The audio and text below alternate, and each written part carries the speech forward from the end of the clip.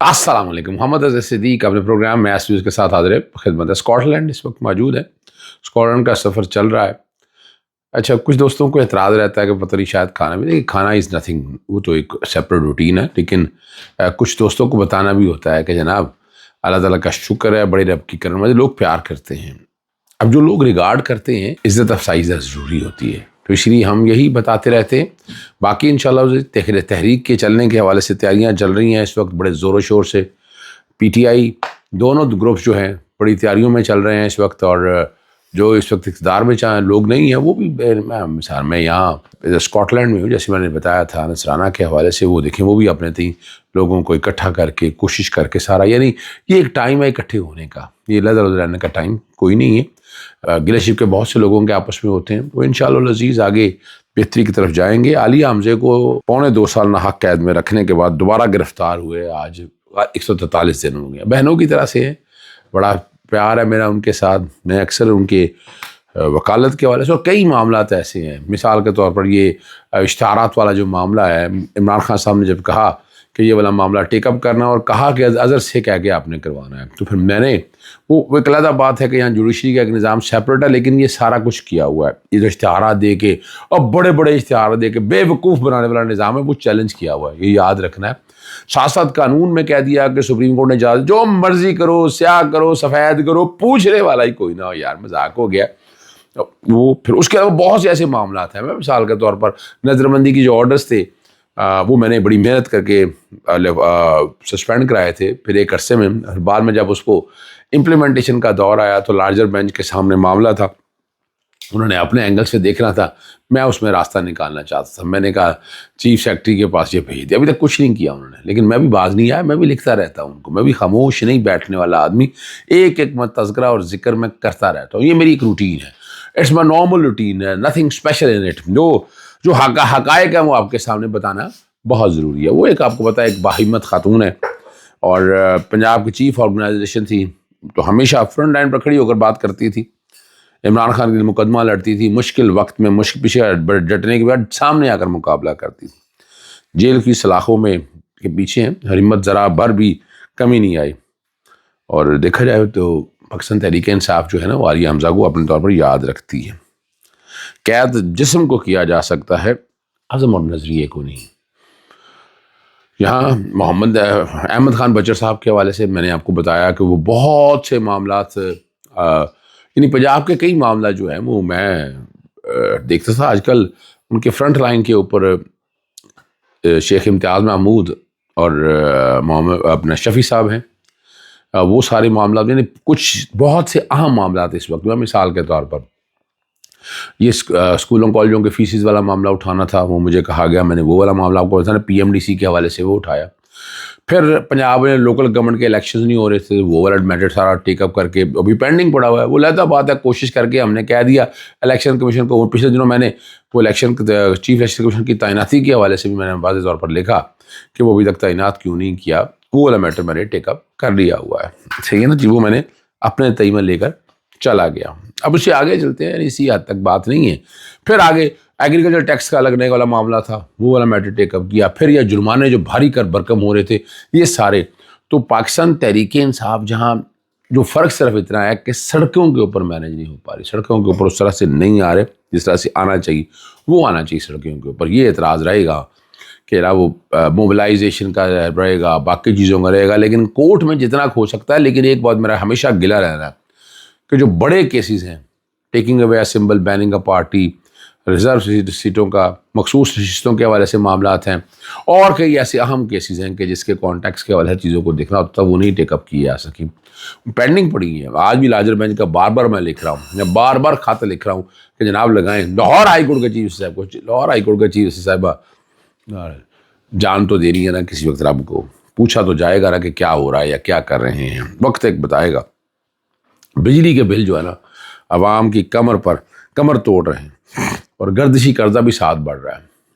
ज़रा गौर कीजिएगा, जब इमरान खान की हुकूमत गिराएगी, डॉलर कहाँ खड़ा था, बिजली की कीमतें कहाँ थी, और गैस की कीमतें कहाँ थी। और आज ज़रा कंपैरिजन का, सिर्फ इन 3 चीज़ों को छोड़ें, चलें अब डॉलर को और बिजली की कीमतें ज़रा गौर करें, कितनी का बिजली का यूनिट था और आज कितने का है। کتنا گیس کا یونٹ تھا اور آج کتنے کا یونٹ ہے، اور ڈالر کہاں تھا اور آج کھڑا ہے، بتایا بڑا جا رہا ہے ہمیں پتہ نہیں کیا. اور میں پھر کئی دفعہ ذکر کرتا ہوں، میں کئی دفعہ بیٹھا ہوا تھا کل میں مانچسٹر میں ایک کھانے پہ، تو اسی کھانے میں اگر آپ کو تھوڑا سا یاد ہو، تاریخی طور پر میں آپ کے سامنے رکھتا ہوں، اگر یاد ہو تو میں نے وہاں نا ایک بات میں ہمیشہ کرتا ہوں کہ انڈیا کی کرنسی اور پاکستانی کرنسی کا موازنہ کر لیں، آپ کو اپنی ترقی جو ہے نا وہ نظر آ جائے گی کہ آپ کہاں کھڑے ہیں، آپ کس جگہ کھڑے ہیں. یہ ذرا سوچنا ہے. آپ کو ایسی جگہ کھڑے ہونا جہاں آپ کی اپنی اہمیت ہے. یعنی مثال کے طور پر میں میٹرک میں 83 کی 84 کی بات کرتا ہوں، تو اس وقت 90 پیسے کا پاکستانی روپیہ تھا اور انڈیا 1 روپیہ تھا، یعنی 10 پیسے کا مضبوط تھا. اور آج دیکھیں کلا بازیاں کھا گیا، پلٹ کے پھینک دیا، اور پاکستانی روپیہ کہاں آ گیا. انہوں نے آئی ایم ایف سے اگر قرضے لیے بھی، انہوں نے لینڈ لیبلائز کی، انہوں نے لائن لاسز کم کیے اور اپنا ایک نظام آگے لے کر جائے. یعنی وہ کنڈیشنلز کو سمجھتے ہیں. ہمارے ہاں وہ پیسے آگے ہیں، خرچ کر دو، چادر سے زیادہ پاؤں پھیلائے اور ستیہ ناش کر دیا اس نظام کا. میں اس لیے بار بار ذکر کرتا رہتا ہوں.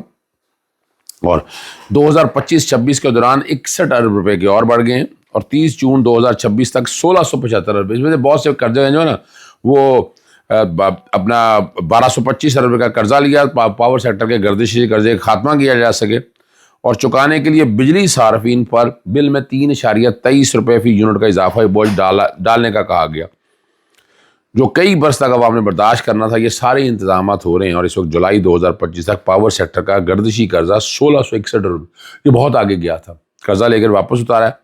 اور جون 2024 تک پاور سیکٹر کا گردشی قرضہ پہلے سے بھی بڑھ چکا ہے اور 1740 ارب روپے تک جا پہنچا. یعنی قوم کو 1225 ارب کا مزید مقروض کرنے کے بعد اور بجلی بل میں مزید اضافے کے بعد گردشی قرضہ پہلے سے بڑی چھلانگ لگا چکا. اب نواز شریف کے لگائے ہوئے آئی بی وی جو باتیں بڑی کر رہے ہیں کہ بڑا انٹلیکچوئل تھا، وہ کیا انٹلیکچوئل تھا یہ دیکھ لیں آپ، سارا سامنے رکھتے ہیں. بدترین حالات کا شکار ہے ملک، اور جو جس طرح سے حالات کیے. شہباز شریف کا اچھا بچہ لگائے ہوئے ہیں، وہ کون سا اچھا بچہ ہے یار، کیا بات کر رہے ہیں آپ بیٹھ کر، عجیب سا مذاق بنایا ہوا ہے. اپنے طور پر سہیل وڑائج کچھ کہہ رہا ہے، منیف فاروق کچھ کہہ رہا ہے. میں ان چیزوں کسی کی طرف دیکھنے والا بات نہیں ہوں. آپ ویسے تو یہاں آگے بڑی باتیں ہوتی ہیں. ایک دور تھا جب وہ کچھ کہتے تھے تو باتیں کچھ حقائق پر مبنی ہوتی تھی. آج جی کا جانا ٹھہر گیا، صبح گیا شام گیا، آسان تر جانا ہے دن رہ گئے. تھوڑا شہباز شریف بھی جانے کی تیاری ہے. اچھا بچے کی کوئی حیثیت نہیں. کون سا بچہ، کیسا بچہ، کوئی بچہ بچہ نہیں ہے. یہ جتنے بھی ہیں یہ اب گرے گھسے پٹے کیا کہیں، یہ سارے ان جگہوں کے اوپر بیٹھے ہوئے ہیں. اور اچھا چلیں، منیف فاروق کو کہتا ہے کہ نا اب پاکستانی قوم ویلی ہے، ہر جو چھوٹی سی بات پر تنقید کرنا شروع کر دی. شرم کرنی چاہیے اس انسان کو یار. یعنی بگی پہ بیٹھ کر کیا مذاق بنایا ہوا ہے آپ نے، کیا آپ کہہ رہے ہیں کسی کے کہنے پہ ایسا کر لیا، کیوں ایسا امپریشن دے رہے ہیں یار، مذاق بنایا ہوا ہے آپ نے. یعنی آپ ذرا یہ بتائیں، انہیں کہنا یہ سی سی ٹی نے اتنے بندے مارے، کتنا بولا یہ انسان. وہ میں نے تو چیلنج کیا ہوا اپنے تئیں پر، اور وہ کیسز کہاں لگ رہے ہیں، وہ ججز کی کس نے ہسٹری نکال کے دیکھ لیجیے گا نا. ذرا اتنا ہی کام ہو جائے ان سے، انہیں بتایا نا محترم chief justice of supreme court کو کہ جناب یہ پبلک انٹرسٹ کے یہ سارے کیسز کون سے ججز سن رہے ہیں، کیا وہ اپنا تجربہ کا بات ہے. میں کہوں زیادہ تر فوجداری کوئی سن رہا ہے، کوئی دیوانی سن رہا ہے، ان کے سامنے یہ معاملے لے کر جا رہے ہیں. کیا تھا جب اور میں نے آپ کو یاد ہے اس میں نے آئی سی اے بھی فائل کی، انٹر کورٹ میں نے ریٹ فائل کی تھی کہ جناب آئینی بینچز بنانے کا کہا ہے، تو یہ کانسیپٹ اگر دیا تھا ریٹینڈنٹ ہے نا، اٹھا کے پھینک دیا نا آپ نے پکڑ کر، لیکن نہیں ہے ان کے پاس. اور پوری عمر اسی طرح چلتا رہے گا. ٹھیک ہے نا جی. اور اس طرح کے جو لوگ ہیں نا بگی سٹائل کے، یہ ان کی نیت ہے. غرور دیکھا تھا وہ بیٹھے ہوئے بگی کے اوپر. میں تو نہیں بات کرنا چاہ رہا تھا، لیکن یہ جو چہرے مورے جو اپنے آپ کو اس طرح کے لوگ وہ آ کر بڑی بتاتے ہیں، جیسے سہیل بڑھائے جا کے پتہ نہیں کیا کہہ رہا ہوتا ہے. یار بڑھائے صاحب اس قوم کے کچھ رحم کر لیں، آپ رحم کر لیں اس قوم کے اوپر. آپ کا جو کہہ رہے ہیں نا، کیا وہ نہیں سنا جا رہا، لکھا نہیں جا رہا کہیں. منیف فاروق دیکھے جو ادھر ادھر کی باتیں جو مرضی کرتے رہے، آپ کے حوالے سے میں بتاتا چلوں. اور آخری بات جو ہے وہ وزیر اعظم آزاد کشمیر، جو نہ نواز شریف نے بنانا ہے نہ شہباز شریف نے بنانا، انہوں نے بنانا ہے. اور اس کا یہ نام بڑا گراؤنڈ بنائی جا رہی ہے کہ غلام قادر ایک ایسا وزیر اعظم ہوگا، پتہ نہیں کیا کر دے گا، یہ کر دے گا، وہ کر دے گا. اور بھائی کچھ ہی نہیں کر سکے گا. وہاں کی عوام جو ہے نا وہ جوائنٹ ایکشن کمیٹی کے نعروں میں، اور وہ کیا نعرے ہیں، وہ روٹی کپڑا مکان اور اسی بھی ہاتھوں کو بڑھ رہے ہیں، اور وہ یہ چاہ رہے تھے کہ جناب ان کی نمائندگی برابر ہو۔ میں ان کے یہ نہیں چاہتا، وہ یقیناً دہشت گرد ہوں گے، ساری اپنی جگہ پر ہیں، لیکن اس نظام کو ٹھیک کرنے کے لیے بتائیے گا کون ہے۔ اجازت چاہتا ہوں، السلام علیکم، اللہ حافظ۔